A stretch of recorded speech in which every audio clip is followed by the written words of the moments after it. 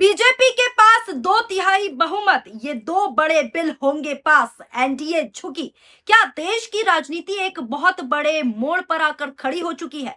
क्या भारतीय जनता पार्टी 2027 या 2029 की तैयारी नहीं बल्कि आने वाले कुछ ही महीनों में ऐसा राजनीतिक खेल खेलने जा रही है जिससे पूरे विपक्ष की रणनीति धराशायी हो सकती है? ये तमाम सवाल उठ रहे हैं। क्या संसद में भारतीय जनता पार्टी और एनडीए धीरे धीरे उस आंकड़े की तरफ बढ़ रहे हैं, उस आंकड़े को धीरे धीरे पार करने की कोशिश में है जिसे भारतीय राजनीति में सबसे ताकतवर संख्या माना जाता है, 2/3 बहुमत। और अगर ऐसा हो गया तो क्या सरकार संविधान संशोधन जैसे बड़े कदम उठाने की स्थिति में आ जाएगी? क्या परिसीमन यानी कि डीलिमिटेशन को हर हाल में लागू करने की रणनीति पर काम चल रहा है? ये तमाम सवाल आज इस रिपोर्ट में हम चर्चा करने वाले हैं। और सबसे बड़ा सवाल दोस्तों ये है कि देश के अलग अलग क्षेत्रीय दलों में जो टूट फूट दिखाई दे रही है, जो टूट की खबरें सामने आ रही हैं, क्या वो सिर्फ राजनीतिक सहयोग है या फिर विपक्ष के आरोप सही है कि इसके पीछे एक बड़ा ऑपरेशन लोटस चल रहा है, एक बड़ा सियासी खेल चला जा रहा है? विपक्ष का आरोप है कि विपक्षी दल के सांसदों पर एजेंसियों का दबाव बनाया जा रहा है, ईडी और सीबीआई का सीधा सीधा डर दिखाया जा रहा है और फिर उन्हें एनडीए के पाले में लाया जा रहा है। और दूसरी तरफ भारतीय जनता पार्टी और एनडीए की बात अगर मैं करूं तो वो इन आरोपों को सिरे से खारिज करते हुए ये कहते हुए नजर आ रही है कि विपक्ष के नेता अपनी पार्टी के नेतृत्व से नाराज हैं, इसलिए वो खुद फैसला ले रहे हैं। लेकिन विपक्ष आरोप लगा रहा है कि खरीद फरोख्त और डर का माहौल बनाया जा रहा है। सवाल उठता है कि आखिर पिछले कुछ समय में एक के बाद एक क्षेत्रीय दलों में टूट क्यों दिखाई दे रही है? क्या ये सिर्फ राजनीतिक फेरबदल है या फिर भारतीय लोकतंत्र में दल बदल का एक नया अध्याय लिखा जा रहा है? और अगर एनडीए वास्तव में रियलिटी में 2/3 बहुमत के करीब पहुंच गया तो संविधान संशोधन और परिसीमन या फिर और कई बड़े राजनीतिक फैसलों पर इसका क्या असर पड़ेगा?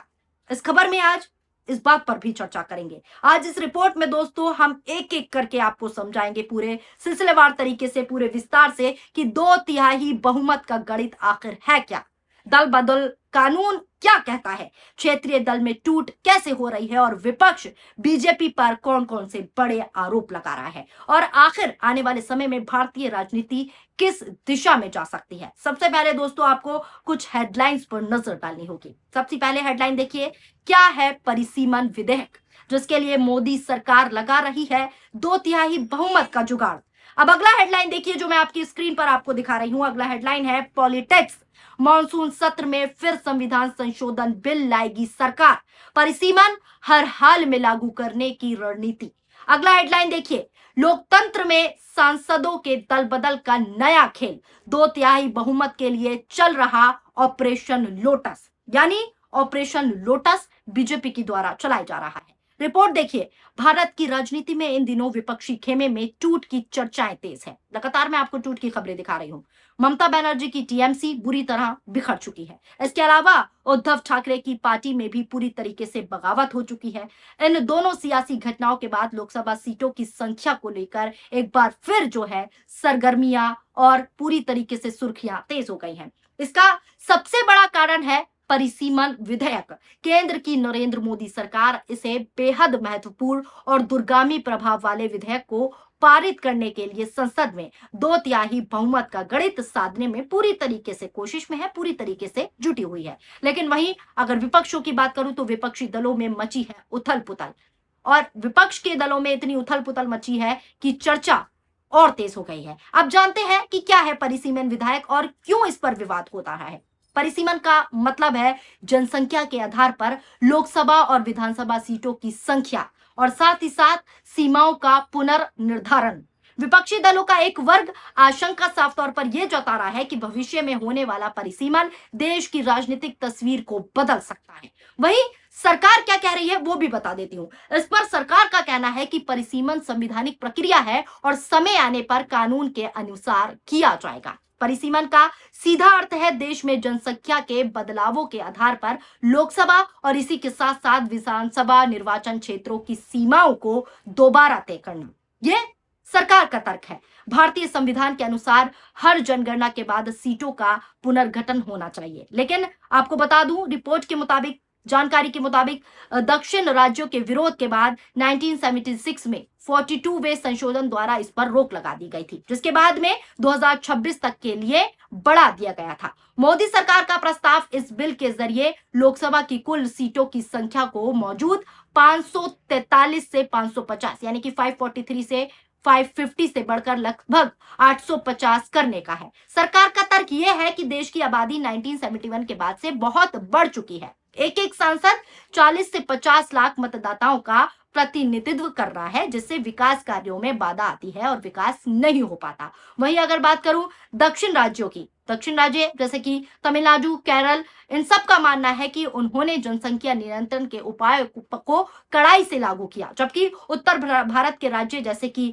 उत्तर प्रदेश हुआ, बिहार हुआ और इसमें आबादी तेजी से बढ़ी। अगर आबादी के आधार पर सीटें बढ़ी तो हिंदी भाषी राज्यों का लोकसभा में दबदबा हो जाएगा, दबदबा बढ़ जाएगा और दक्षिण भारत राजनीति रूप से हाशिए पर चला जाएगा। अब बात करते हैं दल बदल और टूट फूट की। पिछले कुछ समय में कई क्षेत्रीय दलों में टूट की खबरें लगातार सामने आई, लगातार हमने आपको दिखाया। पहला मामला आम आदमी पार्टी से सामने आया। राजनीतिक चर्चाओं में दावा किया जा रहा है कि आम आदमी पार्टी के कई सांसदों ने अपनी मूल पार्टी से दूरी बनाई और दूसरा मामला फिर सामने आया तृणमूल कांग्रेस से। इसके बाद पश्चिम बंगाल की राजनीति में भी पूरी तरीके से हलचलें जो है देखने को मिली। विपक्षी दलों का सीधा आरोप है कि तृणमूल कांग्रेस के भीतर हुई कथित बगावत के पीछे भी भारतीय जनता पार्टी की रणनीति काम कर रही है। तृणमूल कांग्रेस का सीधा बड़ा आरोप है कि उसके नेताओं को तोड़ने की कोशिश की जा रही है और जानबूझकर तोड़ा गया। फिर तीसरा मामला शिवसेना यूबीटी। अब महाराष्ट्र की राजनीति भी चर्चा में है।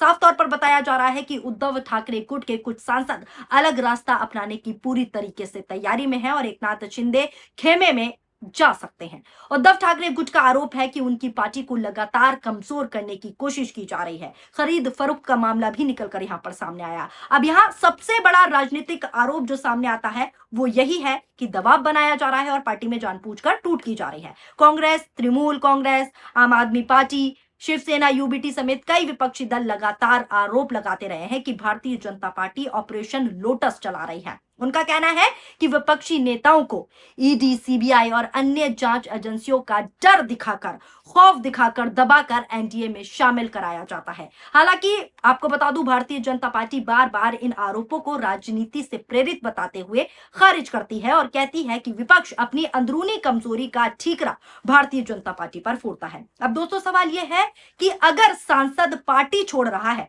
तो दल बदल कानून कहां गया, वो भी मैं आपको बताती हूँ। भारत में 10वीं अनुसूची यानी कि एंटी डिफेक्शन लॉ लागू है।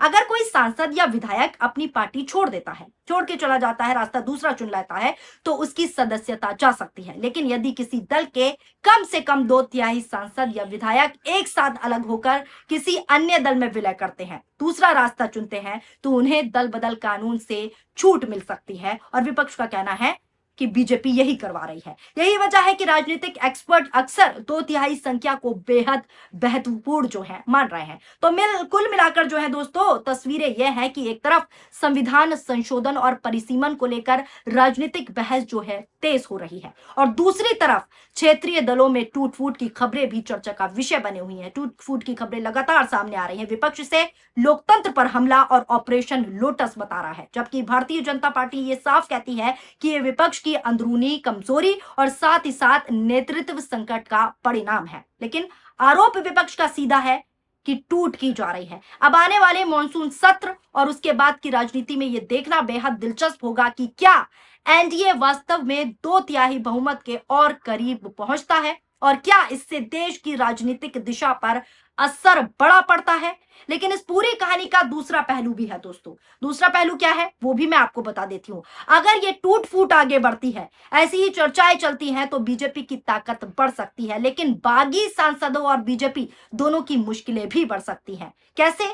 दल बदल कानून, कानूनी चुनौतियां, विपक्ष के आरोप और जनता की अदालत, इन सबका सामना करना पड़ सकता है बीजेपी और बागी सांसदों को। अब देखना यह होगा कि यह सिर्फ राजनीतिक बदलाव है या फिर 2/3 बहुमत की बड़ी रणनीति। आपकी क्या राय है इस खबर को लेकर? कमेंट में अपनी राय जरूर बताइएगा। वीडियो पसंद आई हो तो वीडियो को लाइक कीजिए और हमारे चैनल को सब्सक्राइब करना ना भूलें। शुक्रिया, धन्यवाद, नमस्कार, जय हिंद, जय भारत।